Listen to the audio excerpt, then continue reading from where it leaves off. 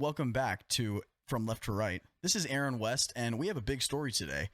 FBI Director Kash Patel has fired over 20 agents regarding photos they had online of them kneeling during the George Floyd riots of the summer of 2020. This was a crazy time in our country. We had everyone trying to figure out what they believed when it came to violence from our law enforcement, whether or not the death of George Floyd was something caused by law enforcement, whether it was something of his own creation based on the situation that he found himself in, based on the toxicology report by the coroner. I remember distinctly during the case that they showed training from the department that he worked for at the time, and it showed exactly what he did on video to George Floyd. That whole summer was wild. It was a moral test for the country. It was a moral test for anyone watching the news on a day-to-day basis. You're trying to figure out what's left, what's right, what's wrong. It was an insane time. These FBI agents decided that they were going to go ahead and kneel for the spirit of George Floyd, just like a ton of the Democrats did, just like a ton of the nurses out there did when they weren't doing TikTok dance videos. This was a time where you had a lot of the institutionalized employees committing to the ideology that the left was pushing at the time. They were getting on their knee. They were showing their loyalty to the left side of the political spectrum. And now they're seeing the backlash of that. Kash Patel is coming after them. He's seeing anyone in the FBI that holds a loyalty to the left side, and he's taken them out. This isn't going to be an institution that has political disdain for either side of the spectrum. Okay? It's not going to be the case anymore, and Kash is making sure of that. If you are someone who has advocated for, who has pushed for leftist ideology within the FBI itself, you should be on the lookout. And I think that this is evidence of that. So let's go ahead and read this article. Let's see what CBS has to say about this, and let's go ahead and continue on. Leaders of the Federal Bureau of Investigation fired more than a dozen agents who kneeled amid Black Lives Matter protests in Washington, D.C. in the summer of 2020. Many of the agents had already been demoted or put on administrative leave.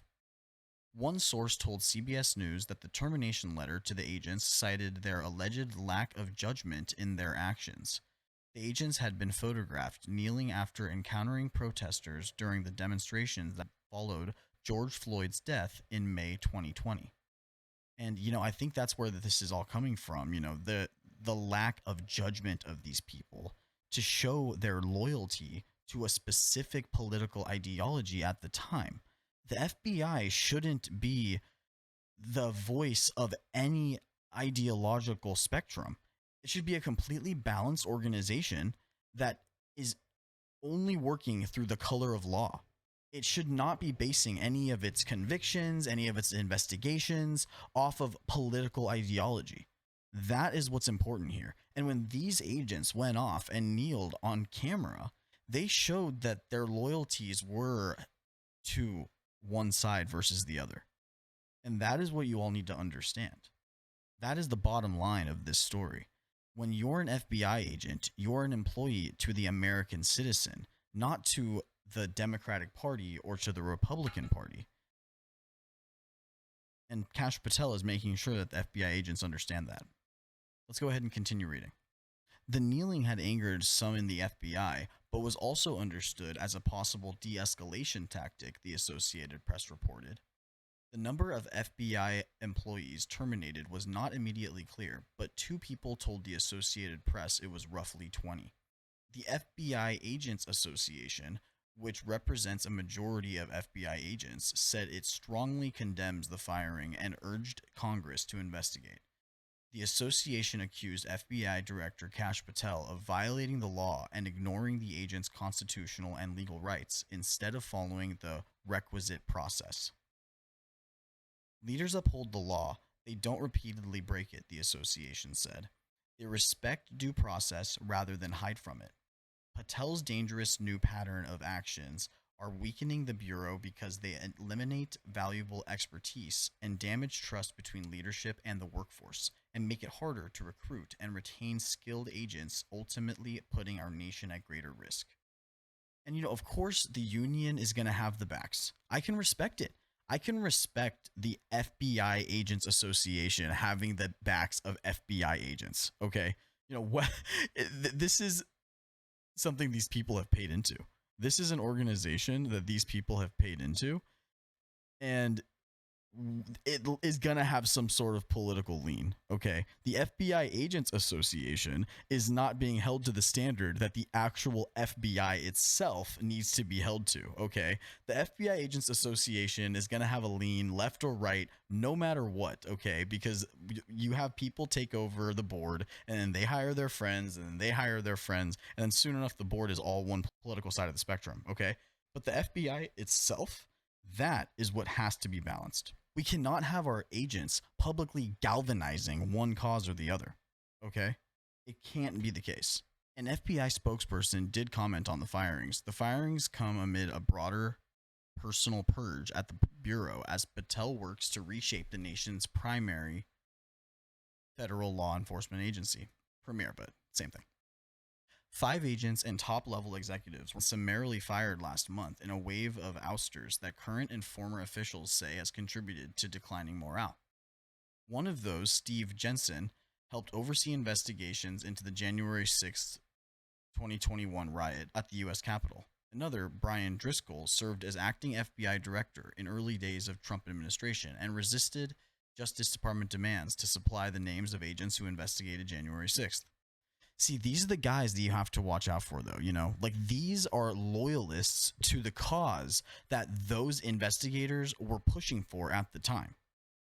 The investigators of January 6th knew exactly what they were doing, especially considering that we had over 275 FBI agents confirmed at the January 6th rally. So what were the investigators even doing? They knew exactly what was going on there because they had guys in the crowd. They had guys pulling down glass from the front of the Capitol and then pushing actual protesters that were just happened to be nearby. I saw the video of the guy that was right next to the girl that ended up being killed. I saw that video. It was insane. He was right next to her, and then suddenly he's being pulled out down the stairs by the police right after she was shot. It was the strangest thing I've ever seen in my life. And I need to find that video again. That was wild. That was absolutely wild. I don't know if any of you saw that. Please comment down below. But did you see the video of... What was her name?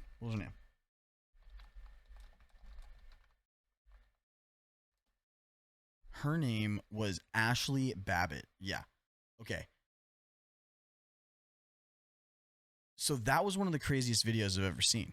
When Ashley Babbitt was shot through the door, and then the guy that was right next to her, he was pulled aside almost instantly, and then taken down the staircase by the agents that were there. That was crazy.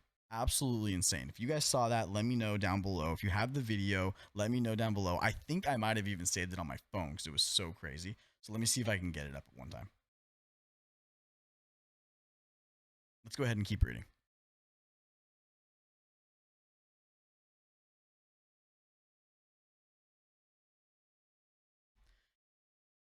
A third, Chris Myers, was incorrectly rumored on social media to have participated in the investigation into Donald Trump's retention of classified documents at his Mar-a-Lago estate in Palm Beach, Florida. A fourth, Walter Giardina, participated in high-profile investigations like the one into Trump advisor Peter Navarro. A lawsuit filed by Jensen Driscoll and another FBI agent supervisor, Spencer Evans, alleged that Patel communicated that he understood that it was likely illegal to fire agents based on cases they worked on, but was powerless to stop it because the White House and Justice Department was determined to remove all agents who investigated Trump. Yeah, I mean, of course they are. Of course they are, okay? Because these investigations were nothing but bunk, okay? They were nothing but bunk. And Patel knew that all of these FBI agents that were being put on these cases, that they knew that these were political operations. They were nothing but political operations. And it's impossible for Kash not to at least let the people go that were pushing this ideology in public through their actions, like kneeling in pictures and videos. So, what you have to understand about this is that this is a deeply rooted issue in the FBI, and Kash is working to get rid of it as soon as possible. He's at least making sure that the people who were trying to push ideology in public through their actions, in photographs, in videos, those people are being rooted out, to make sure that the FBI is a balanced organization that's not going to be going after anyone politically. Whether you're left, whether you're right, you don't want to be politically persecuted based on your ideology. That is exactly what the FBI was doing during the Biden administration and during the Trump administration, during COVID. They were doing absolutely horrible things when it came to our First Amendment rights. Absolutely horrible things. The fact that no one wants to talk about the attacks on the First Amendment during COVID, yet they want to talk about Jimmy Kimmel getting his First Amendment right attacked by simply losing money for ABC and then them deciding to suspend him when the time came, when everyone was pissed off. It's amazing how the Democrats are able to spin the news so that they sound like the victims in any case. An assassination occurs. A political assassination occurs. And then within 4 days, they're able to flip the script and turn it into a 1A issue about Jimmy Kimmel. Like, it's a talent by the Democrats. There's no doubt about it. They are incredible at spinning. But what we have to do as American citizens is look through the crap and try to see the reality in these things. And I think that as questioning I am of Kash and some of the things that he's done so far, whether it's not being super clear about the Epstein files, whether it's being way too quick with his announcements after Charlie's assassination and who they had caught and what evidence that they had and all this information, and kind of taking credit when it really seems like it was the father and the family more that turned the kid in versus Kash and the FBI doing a ton of deep dive work into it. Would they have even caught that kid if it wasn't for the dad? I don't know. I don't personally know. I hope they would have. But all we can do now is have as much faith as possible in Kash, in Dan Bongino, in Pam Bondi, to work ethically, to work in a way that's best for the American people and for the future of America. And everyone, just pray, bro. Pray that we are going to be okay, because we need it. We need the prayer in this country, I think, right now.